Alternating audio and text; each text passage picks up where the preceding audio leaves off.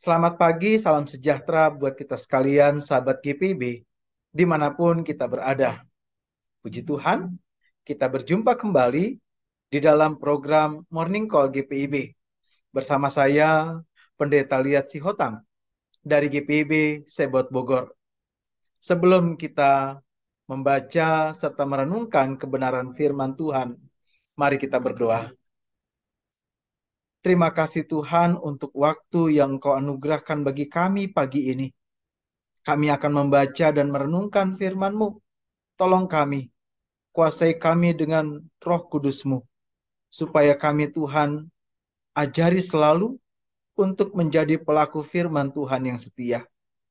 Bersabdalah Allah dan layakanlah kami, terlebih hamba kecil-Mu ini. Dalam Yesus kami berdoa. Amin. Bagian Alkitab yang kita baca renungkan pada pagi ini dari Injil Lukas pasal yang ke-8.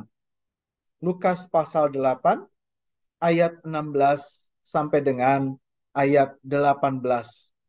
Demikian firman Tuhan. Perumpamaan tentang pelita. Tidak ada orang yang menyalakan pelita lalu menutupinya dengan tempayan atau menempatkannya di bawah tempat tidur.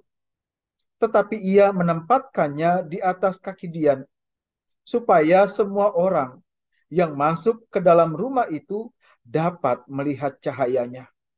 Sebab tidak ada sesuatu yang tersembunyi yang tidak akan dinyatakan, dan tidak ada sesuatu rahasia yang tidak akan diketahui dan diumumkan. Karena itu, perhatikanlah cara kamu mendengar. Karena siapa yang mempunyai, kepadanya akan diberi.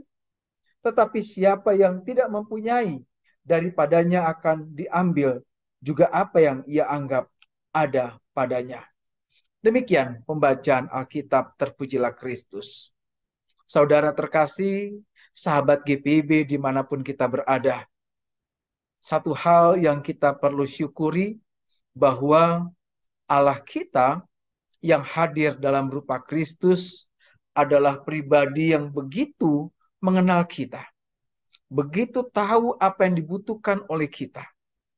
Bahkan ketika ia mau menjelaskan firman Tuhan, ia tidak membawa hal atau pikiran kita kepada hal yang jauh-jauh, tetapi ia menggunakan berbagai perumpamaan, berbagai contoh, supaya apa? Supaya kemudian firman itu dimengerti.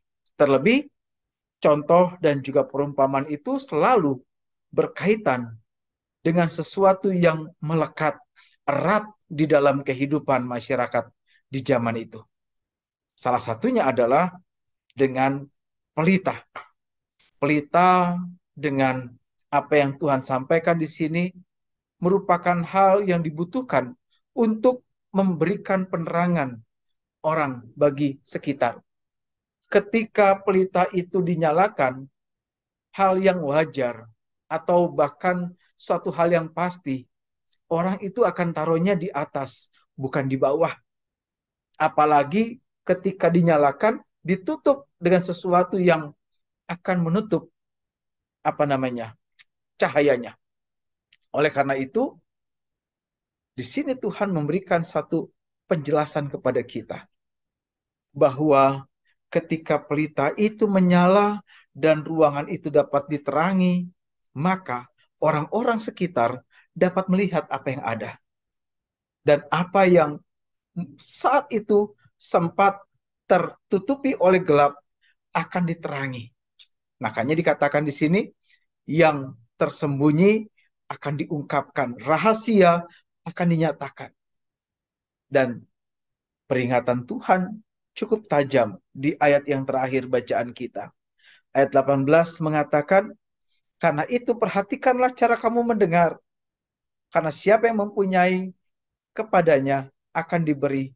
Tetapi siapa yang tidak mempunyai, daripadanya akan diambil juga apa yang ia anggap ada padanya. Di sini Tuhan hendak memberikan pemahaman kepada kita tentang bagaimana kita mengerti tentang firman Tuhan, terlebih bagaimana kita kemudian menjalani, menghidupi firman itu dalam keseharian. Catatan pertama yang saya mau sampaikan adalah, mari saudara, sahabat GPIB, yang pertama kita mau diajak untuk melihat tentang pelita itu. Bahkan kalau kita lihat dalam Matius pasal yang kelima, bagian dari khotbah di bukit dijelaskan, kamulah terang dan garam dunia. Artinya apa? Ini mau mengatakan bahwa pelita itu bukan sekadar alat yang kita pakai, tetapi dalam hidup beriman pun kita mau diajak untuk memiliki karakter seperti pelita itu.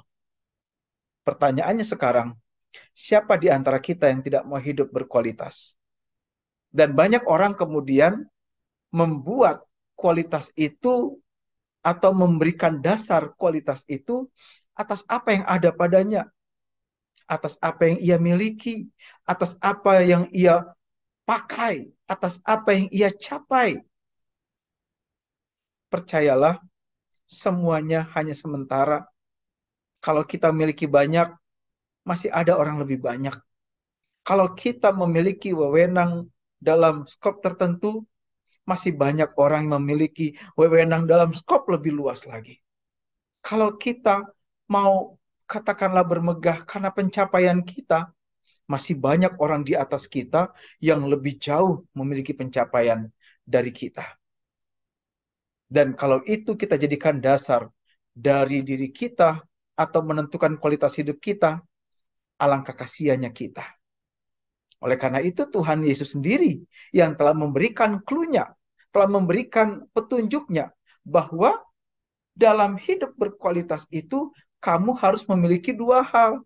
Yang pertama, terang tadi, yaitu apa? Bahwa kita menjadi orang yang memiliki dampak, menjadi orang yang memiliki pengaruh dalam artian menjadi solusi, menjadi petunjuk, menjadi hal yang dapat memberikan kebaikan bagi orang lain. Kita jadi orang berdampak. Pelita akan menjadi betul-betul pelita yang bermakna, lampu akan menjadi lampu yang bermakna kalau dia memiliki dampak, yaitu apa? Bisa memancarkan cahaya. Mari, jadilah orang yang memiliki karakter itu. Kalau dibilang juga jadi garam. Garam itu apa? Ya bicara tentang rasa asin yang kemudian masuk ke makanan menjadi rasa enak. Kita pun dituntut oleh Tuhan untuk melakukan hal tersebut. Kita memiliki nilai. Nilai kita apa? Karakter kita, attitude kita, kebiasaan kita, perangai kita, bawaan kita, pembawaan kita. Dan disitulah orang menjadi nyaman, menjadi damai sejahtera, karena kita dihadirkan. Bukan karena kita hebat, tetapi Tuhan yang ada di dalam kita. Dua hal itu. Yang pertama tadi terang, yang juga bagian dari perumpamaan Tuhan dalam bacaan kita.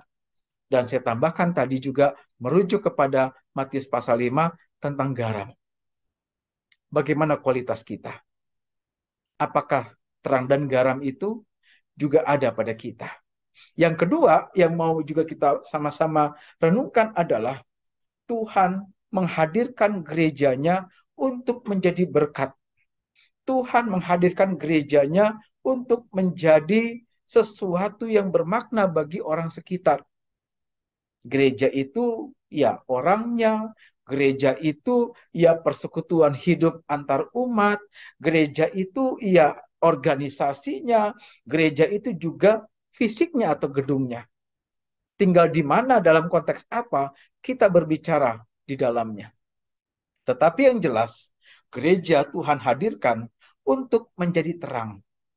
Karena rujukannya adalah kita orang-orang gelap yang dari gelap Tuhan pindahkan, Tuhan keluarkan, Tuhan panggil dari kegelapan kepada terang yang ajaib. Nah, ketika persekutuan, ketika gereja tidak menjadi terang, apa yang dia mau sampaikan? Ketika persekutuan tidak menjadi solusi, apa yang ia mau sampaikan? Hati-hati, kapitalisme atau katakanlah semangat yang kemudian mau bicara tentang pencapaian-pencapaian, tentang kompetitif, tentang kompetisi, tentang hal-hal yang mau direbut, itu diawali dengan bagaimana hidup bersaing. Dan sayangnya, bisa saja semangat itu masuk ke gereja. Semangat itu masuk dalam persekutuan hidup orang percaya. Sedangkan Tuhan panggil kita dalam kehidupan berumat adalah untuk saling menjadi garam dan saling menjadi terang.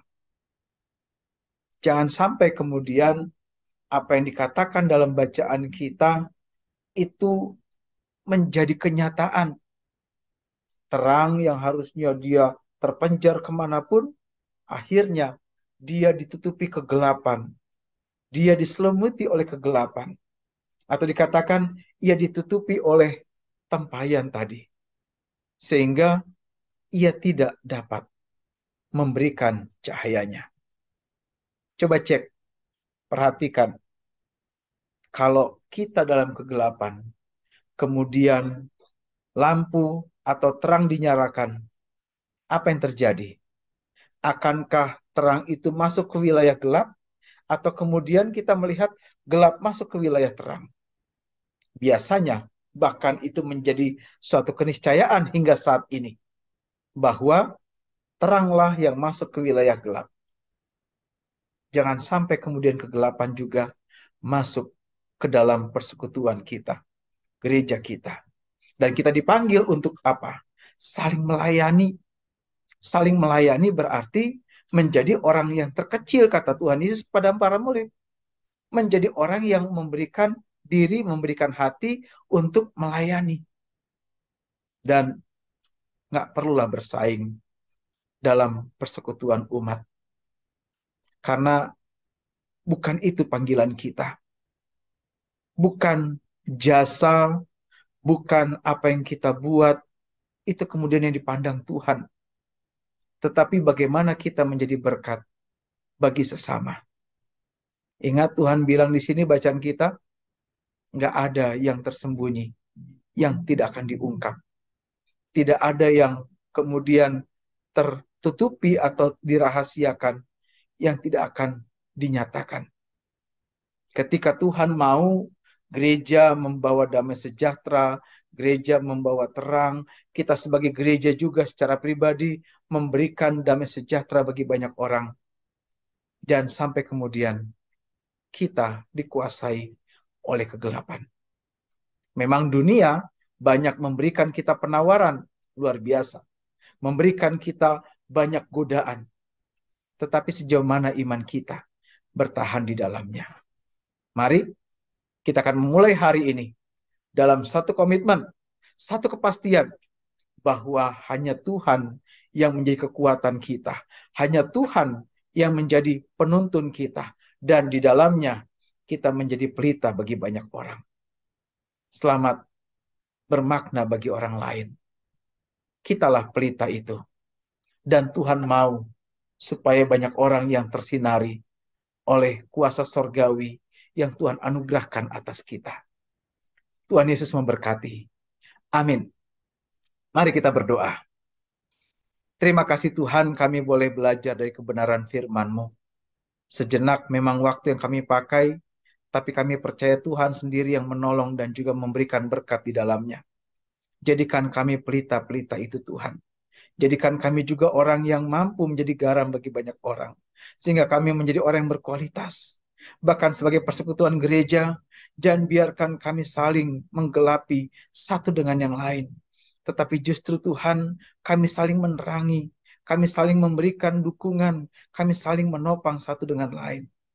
Sebagai umat Tuhan, dimanapun kami tinggal, dimanapun kami bersekutu, dimanapun kami melakukan aktivitas dalam pekerjaan, dalam usaha, dalam bisnis kami. Biarlah Tuhan, hanya kemuliaan Tuhan yang terpancar lewat kehidupan kami. Pagi ini kami berdoa bagi mereka yang sakit, sembuhkan, pulihkan mereka. Yang dirawat di rumah maupun di rumah sakit. Yang berduka, Tuhan hiburkan, kuatkan mereka. Berikan mereka pengertian tentang apa yang menjadi rencana Tuhan. Yang bimbang akan iman, Tuhan juga memberikan mereka dukungan, topangan, kekuatan. Mereka yang saat ini sedang memiliki pergumulan berat, mari Tuhan, Engkau juga hadir memberikan solusi terbaik bagi mereka. Keluarga lepas keluarga yang bisa saja saat ini kami dalam kondisi yang tidak harmonis, Tuhan damaikan kami, lembutkan hati kami, dan biarlah Tuhan yang menjadi Raja, yang menjadi damai sejahtera di tengah keluarga kami. Kami akan memulai aktivitas kami di sepanjang hari ini. Berkati segala langkah kerja dan juga layan kami. Dan biarlah terang-Mu Tuhan menjadi bagian yang menuntun kami. Bahkan kami bagikan bagi banyak orang. Terima kasih Tuhan. Berkati segala apa yang menjadi kerinduan, cita damba dan harap kami. Inilah doa kami Tuhan, jadi sempurna. Tuhan yang mau sempurnakan dan jadilah kehendak-Mu di dalamnya. Berkati mereka yang mengasihi kami Bapa. Engkau juga berkati mereka yang membenci kami. Semua doa ini kami bawa dalam Yesus Tuhan kami, yang telah menebus segala dosa dan salah kami. Amin. Demikian pembacaan Alkitab dan juga perenungan dan setiap bagian dalam program Morning Call pagi ini. Tuhan Yesus memberkati. Selamat beraktivitas. Salam